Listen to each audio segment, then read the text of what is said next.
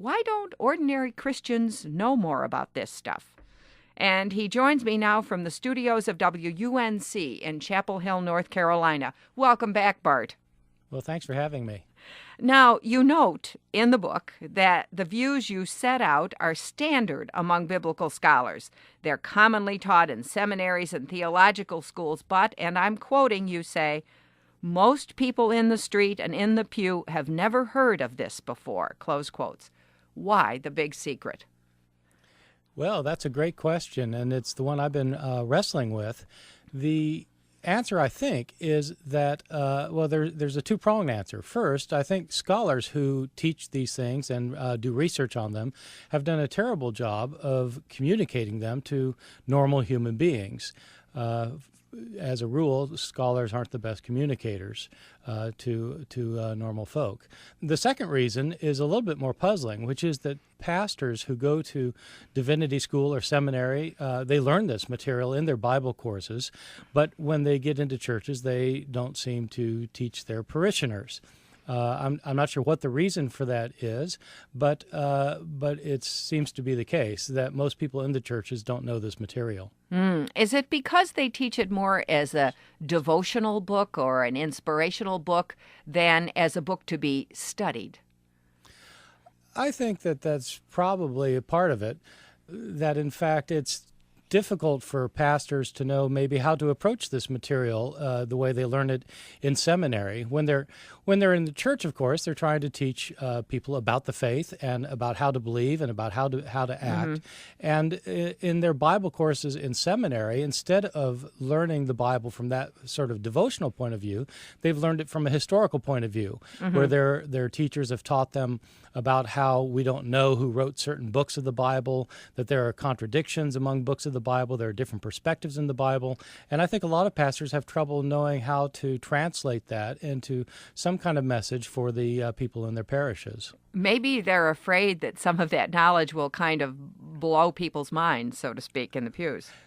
Yeah, I think that's probably a large part of it. Either some pastors probably don't think their people can handle it, which I think is probably a little bit of a patronizing attitude mm-hmm. toward adults who are otherwise intelligent and well educated. And I think some pastors probably don't want to make waves.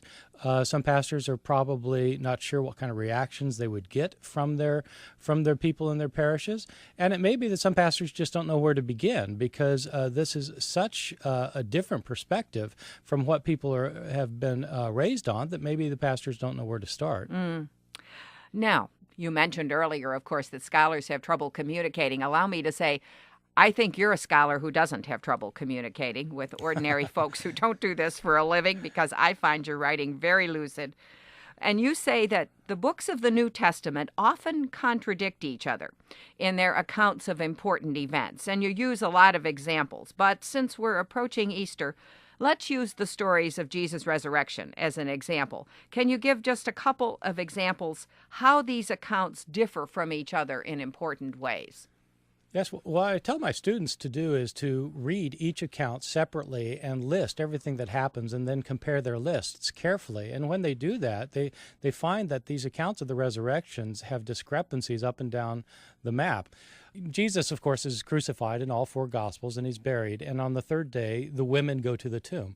But how many women go? Is it just one woman, Mary Magdalene, or is it many women? If it's many women, how many is it? And what are their names? It depends which Gospel you read. Is the stone rolled away from the tomb when they arrived or after they arrived? Depends which Gospel you read. What do they see in the tomb? Do they see a man? Do they see two men? Or do they see an angel? What does this person tell them, or these persons tell them? Do they do what's told to them? Do the disciples go to Galilee in order to meet Jesus there, as they're told, or do they stay in Jerusalem to meet Jesus, as they're told? All of these things differ depending on which account you read. Now, are these just differences in details, or do these have real theological implications? I think some of them are just differences in detail that are, some of them are flat-out discrepancies that you can't reconcile, but they're minor details, many of them. Others of them are rather significant, at least for the authors who wrote them. The Gospel of Luke, for example, is very concerned to say that the disciples never left Jerusalem. They stayed there because for this author, salvation has to come to Jerusalem, the capital city of the Jews. And so that's where Jesus was crucified, that's where he was resurrected, and that's where he was ascended, and that's where the disciples saw him. Matthew, on the other hand, wants to emphasize the disciples did not stay in Jerusalem. They went up to Galilee, because for Matthew, it's Galilee that's symbolically significant. Mm-hmm. Now, of course, you mentioned many discrepancies, but another one that caught my eye is that the gospel writer called Matthew and the apostle Paul have totally different views on the role of Jewish law in salvation. Can you explain what the differences are there and why it's significant? Right. This is the kind of difference where people don't tend not to notice, because Matthew and Paul are both in the New Testament, so they're both between the same hard covers, and so you just assume they're saying the same thing until you actually read them carefully.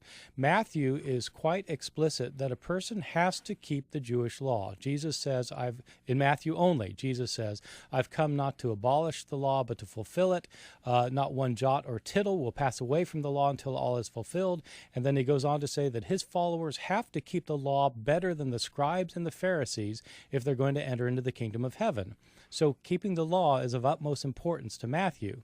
Paul, on the other hand, is equally insistent that keeping the Jewish law has nothing to do with entering into the kingdom of heaven, that the way a person is right with God and receives salvation is apart from the Jewish law by believing in the death and resurrection of Jesus. So I think these two authors simply didn't see eye to eye on the role of the law.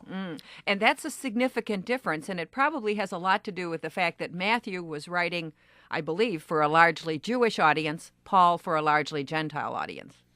That may well be the reason. One of the striking stories in Matthew's gospel comes at the very end, where Jesus talks about the sheep and the goats, the sheep who will enter into the eternal kingdom because they fed the hungry, they've clothed the naked, they've visited those who are in prison, and the goats won't enter into the kingdom because they've done none of these good things. And Paul insisted doing these good things isn't going to do anybody any good, because that's not how salvation works. So I think you have two authors who stand at odds, possibly because they're writing for different audiences. Then you ask perhaps an even more basic question: who wrote the Bible anyway? And particularly the four Gospels, which are, of course, the central books of the New Testament, but they weren't really written by Matthew, Mark, Luke, and John, right? Apparently not. It's a very interesting phenomenon that everybody knows the names of these books, but when you actually read the books, most people haven't noticed that the books don't claim any authors. In other words, the books are written anonymously. Matthew, for example, never says, one day Jesus and I went up to Jerusalem and we did this, that, or the other thing. It's not written in the first person, even when the author is talking about the disciple Matthew. And one of the most striking findings of modern scholarship is that most people in the ancient world were completely illiterate. They couldn't read or write, and especially the lower classes. Well, Jesus' followers were from the lower classes. They were not well educated. In fact, they probably weren't educated at all, and they spoke Aramaic as their native tongue. These books are written by highly educated, literate Greek-speaking Christians from a later decade, and so they're probably not written by followers of Jesus. Do we know who actually wrote them? We don't know. All we know is that these are written probably outside of Palestine. They were originally written in Greek, which was not Jesus' language or the language of his disciples, probably written 30, 40, 50 years later. And so we simply don't know the identity of their authors who decided and chose to remain anonymous. And how about the letters of St. Paul? Did St. Paul actually write them? Well, that's another important question that scholars have wrestled with for over 150 years. The current consensus among scholars is that the 13 letters of Paul in the New Testament contain 7 letters that he almost certainly wrote. But there are 3 letters that he almost certainly did not write, 1st and 2nd Timothy and Titus, and 3 others that are hotly debated among scholars, Ephesians, Colossians, and 2nd Thessalonians. And so people talk about the undisputed 7 Pauline epistles, and then the 6 other letters that probably did not get written by Paul, even though the authors claimed to be Paul. Now, just to establish the background here, what you're saying is pretty well agreed by biblical scholars, right? I mean, they may disagree with a few details around the edges, but what you're painting is not some fluky, out of the ballpark viewpoint, right? That's exactly right, and that's the point I want people to understand, is that these aren't just the views of a liberal professor who teaches at Chapel Hill. These are standard views that that I learned actually when I was in seminary at Princeton Theological Seminary, being trained to be a minister. This is standard stuff that people are taught in all the mainline Christian theological seminaries across the country and in Europe. When I say mainline, I mean Methodist, Lutheran, Presbyterian, Episcopalian, and even Roman Catholic and so forth. Now, I ask that because you say many of the New Testament books were in fact forgeries. In other words, someone wrote a book and then put the name of an apostle on it to establish credibility for that particular viewpoint. And this really sounds sinister as you describe it. And I'm wondering, was forgery like a common practice in the ancient world? It was accepted then, but it isn't accepted now? Are we simply misunderstanding it? That a lot of New Testament scholars actually get wrong, in part because they haven't read a lot of the ancient sources. I've been spending my last couple of years actually studying this phenomenon of ancient forgery for a scholarly book that I'm writing. And as it turns out, what a lot of New Testament scholars say is that it was a widespread practice that everybody pretty much accepted. And as it turns out, that's not true at all. Virtually all of our ancient sources that talk about forgery condemn it. One of the interesting phenomena is that the practice of forgery is frequently condemned even in books that are themselves forged. And so everybody was condemning it.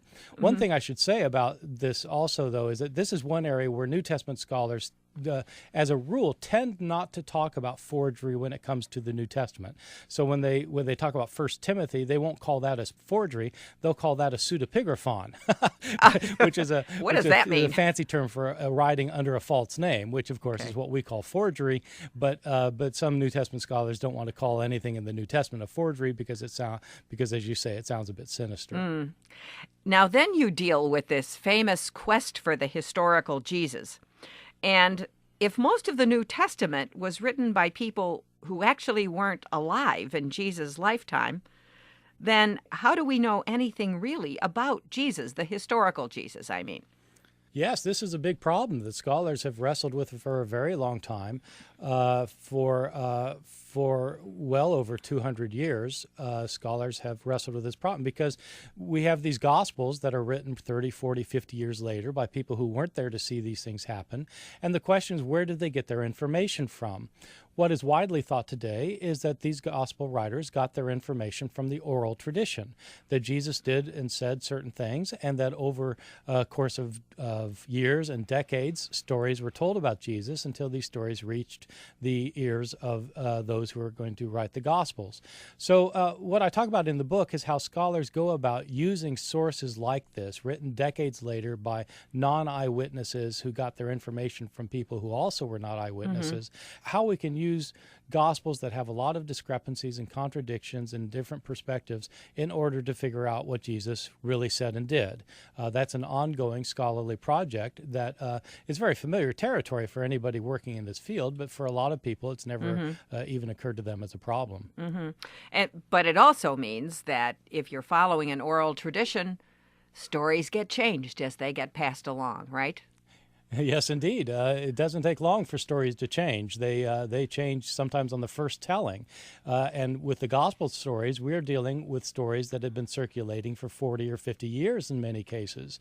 So I think it's obvious that the stories got changed, and there is actually evidence. One doesn't have to speculate about whether the gospel stories got changed. The hard evidence is the stories themselves. If you take any story in one of the gospels and compare it with the same story in another gospel, you'll find wide discrepancies. I mean, just if anyone who has trouble believing this, simply compare the birth story of Matthew, chapters 1 and 2, carefully in detail, with the birth story of Luke, chapters 1 and 2, and you'll see differences up and down the line. Right. It's probably amazing that the stories are as similar as they are, given the fact that a lot of this probably came from oral traditions. Well, it is amazing, but one of the reasons that they are so much alike, in the opinion of scholars, again for the last 150 years or so, is that the three Gospels, Matthew, Mark, and Luke, all had similar sources. Specifically, that Matthew and Luke actually had a copy of Mark in front of them and copied a lot of their stories from Mark, so that they got a lot of their similarities that way. Now, one of the most fascinating questions in your book, and one that a lot of people wonder about, is how did this tome that we call the Bible get put together? Who decided what books made the cut and which ones did not? Because there are, for example, Gospels that are not in the Bible. How did that happen? That's absolutely right, yeah. And, a lot of people in recent years have been received their education about this by reading the Da Vinci Code, which I think isn't the best historical source for these things. In the Da Vinci Code, the Bible got put together by the Emperor Constantine in the 4th century, which is absolutely false. It was a long debate among Christians that took place not just over decades, but over centuries about which books ought to be included and which ones ought to be excluded of all the Gospels that we have and the Acts and the Apocalypses and such. It was a long, drawn-out process, and there never was a council that made the decision. It was really more of a kind of a consensus that emerged after several hundred years. When would you say that final consensus was forged, roughly in time? The first time any Christian author listed our 27 books of the New Testament and said these are the New Testament and no other books was in the year 367. The person was a man named Athanasius, who was the bishop of Alexandria, Egypt. And so that's 300 years after most of these books were written. And even in Athanasius's day, his decision didn't solve the problem. The debates went on for some decades. Now, a lot of people think of those first Christians in those first centuries as having one mind and one soul, as the Acts of the Apostles puts it. But you say in your book, what I think scholars know, that there was a wild diversity in early Christianity, that in fact different Christian groups regarded the others as heretics and often said so. Can you give us just a bit of that historical flavor? Yeah, that's exactly right. And I think maybe that's one of the points that I want to stress more than any other, that early Christianity was extremely diverse, that there were people with different views about who Jesus was, about how a person has to believe and what they have to believe, what it involves to have salvation, how people are to behave. And some of these differences didn't emerge just after the New Testament period. They actually are embodied within the New Testament, so that different New Testament authors have different views on some of these key theological questions. And you say it was Roman Christians who eventually won the day and got to call everybody else a heretic? Yes, that's right. So in the 2nd and 3rd century, there were Christians saying all sorts of things that were that would seem peculiar to Christians today. But eventually, one form of Christianity ended up winning out. It was the form that wrote the Nicene Creed that people say today, or the Apostles' Creed that people say today. And many scholars think that it was the form of Christianity that was dominant, especially in the city of Rome. Of course, it was the Roman Emperor, Constantine, who converted to Christianity before Christianity became the major religion of the Roman Empire. And so it wouldn't be surprising that a Roman form of Christianity then is what became dominant in the empire down through the Middle Ages. A little bit of intertwining of politics and theology there, perhaps. Now, you say that, in fact, the differences in early Christianity were so serious that there were actually different religions, or different Christianities, at least, during that time. Would that be a fair characterization? Yeah, I think it is. People have begun to talk about ancient Judaisms, and they've started talking about early Christianities because there were such differences. There were people who called themselves Christian who believed that there wasn't one God, there were two gods. There were Christians who said that there are 12 gods. We know of one Christian group that said there are 365 gods. these people all said they were Christian, and that the people who said there was one God were in fact representing false religion. Of course, the people who thought there were 365 gods ended up losing out the battle, and today nobody would call them Christian. But in their day, they claimed to be the true Christians and said that everybody else was false. And so it isn't until you start getting the church councils of the 4th, 5th, 6th centuries that you finally get some kind of unity across the faith where everybody is trying to agree on these major issues of doctrine. Mm-hmm.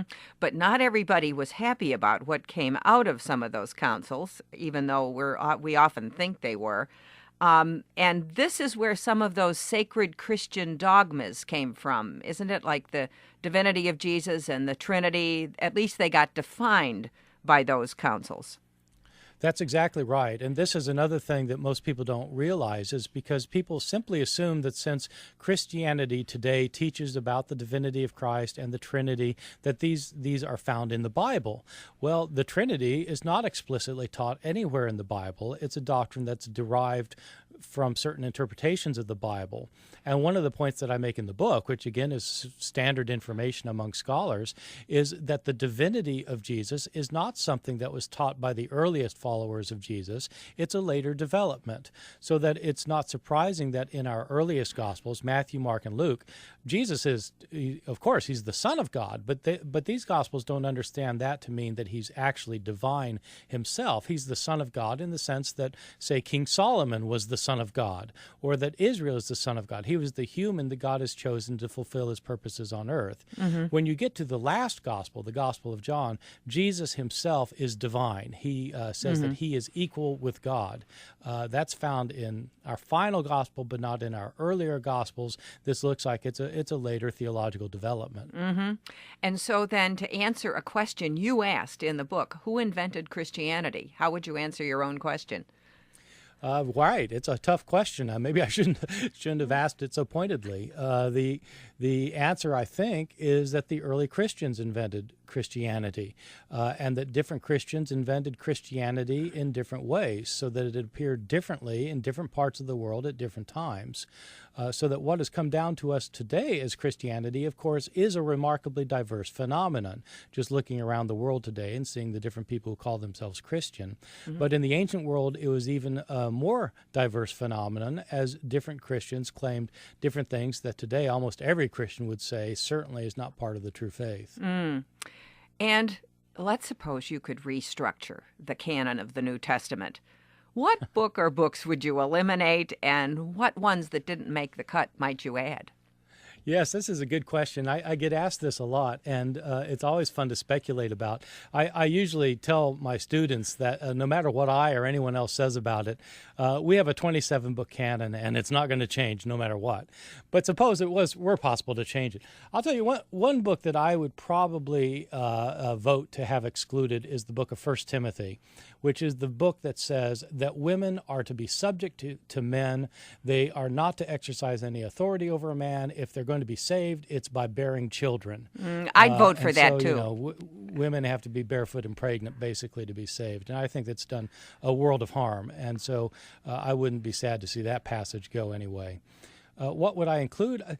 It would be fun to have some of these Gospels that talk about Jesus as a young boy, the infancy Gospels, which we have. Although I don't think, I'm not sure everybody would be happy with that, but they make for terrifically fun reading to see these entertaining accounts of Jesus as a 5-year-old using his miraculous powers for things that you might expect a 5-year-old to want to use them for. Fascinating. Like what Gospel would have that in? There's a gospel, for example, called the Infancy Gospel of Thomas, where Jesus is able to he makes clay sparrows, and when he gets in trouble for making them, he brings them to life and they fly off chirping, for example. Oh, that's interesting. He does a lot of interesting things in this book. Now, let's look at the question of faith in relation to what you've been saying. Parenthetically, I know you yourself are an agnostic, but your reasons don't have anything to do with biblical study, correct? That's what I try and point out in the book, because I was afraid that people would read the book and think, well, the author's an agnostic, and if I read this and accept what he has to say, then I'll have to become an agnostic too. And what I go out of my way to point out is that the information in this book did not make me an agnostic. The reason I became an agnostic has to do with the problem of suffering in the world and my inability to reconcile the realities of suffering in the world with the claims of faith. But the information in the book, which has to do with a historical understanding of the New Testament, is information that scholars across a broad spectrum of belief would agree with and do agree with, so that one can be a believing Christian and hold to these historical understandings of the New Testament. It may be that somebody would have to change their understanding of the Bible, but that certainly wouldn't make them someone who could no longer be a Christian. But you couldn't any longer believe that the Bible is inerrant and still hold to the scholarship that you've presented. No, I think that that's right, and that's why when I keep saying that a majority of critical scholars hold this view or that, I am always excluding scholars who have a very strong conservative evangelical commitment to the Bible being the infallible Word of God, because scholars like that who have a strong theological bent that way naturally can't make these historical conclusions, even though every other scholar does. And finally, if you're not really a believer yourself, why do you continue to study the New Testament? That's a really good question. I get asked it a lot, and I have to say, as a university professor, I've never really understood why some people find it puzzling, because I've got friends in the university, for example, who teach in the philosophy department, and they teach Plato, but they're not Platonists themselves. I've got friends in political science who teach Marxism, but they're not communists. And so that's how it is in religious studies departments. We have people who teach Buddhism who are not Buddhists, and people who teach Hinduism who are not Hindu, and people who teach Judaism who aren't Jews, and we have people who teach Christianity who aren't Christian. In my case, I'm teaching about the most important book in the history of Western civilization. And so my response is, why wouldn't I be interested in it? My wife teaches Chaucer. It's not that she believes in Chaucer, it's just what she teaches. She thinks it's important. Well, I teach the New Testament because it's incredibly important. Okay. Bart Ehrman is the author of Jesus Interrupted, Revealing the Hidden Contradictions in the Bible and Why We Don't Know About Them. Thanks so much for joining us, Bart. Yes, thanks for having me.